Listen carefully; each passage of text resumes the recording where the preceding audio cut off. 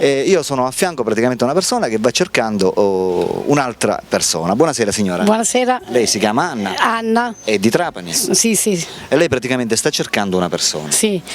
Innanzitutto, come si chiama questa persona? Questa persona si chiama Gervasi Anna, è la mia madrina di battesimo. Circa 48 anni fa l'ha battezzata praticamente? mi ha battezzata, sì, mi ha battezzata. È stata trasferita, lei aveva intorno a 20 anni, è stata trasferita a Palermo. Quindi calcolando, diciamo, 20 anni di allora più 48, diciamo, che sono passati. Sì, sarebbe 68 anni. Sì, 67-68 anni.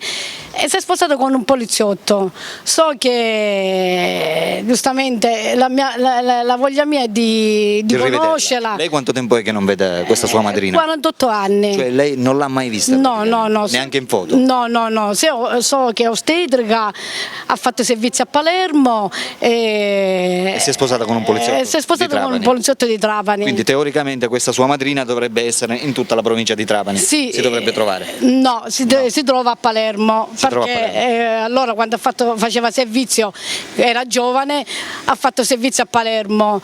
Però siccome si è sposata con un poliziotto, molto probabilmente magari nell'ufficio di polizia la conosceranno senz'altro, o conosceranno magari penso che la centrale di Trapani, penso che conoscano questa persona poliziotto, però io non so il marito come si chiama, lei si chiama Gervasi Anna, da molto tempo che manca a Trapani, giustamente essendo che è sposata con un poliziotto, è stata trasferita lì, io ho voglia di conoscerla e di abbracciarla soprattutto. Ascolti signora Anna, come mai lei dopo tutto questo tempo ha pensato di cercarla proprio adesso? Sì, perché circa 2 o 3 anni fa ho fatto la comunione alla Cresima e mi è venuto questo istinto di conoscere la sua madrina. Di conoscere la mia madrina, perché parlando con una persona dice sì, faceva l'ostetrica di qua di là.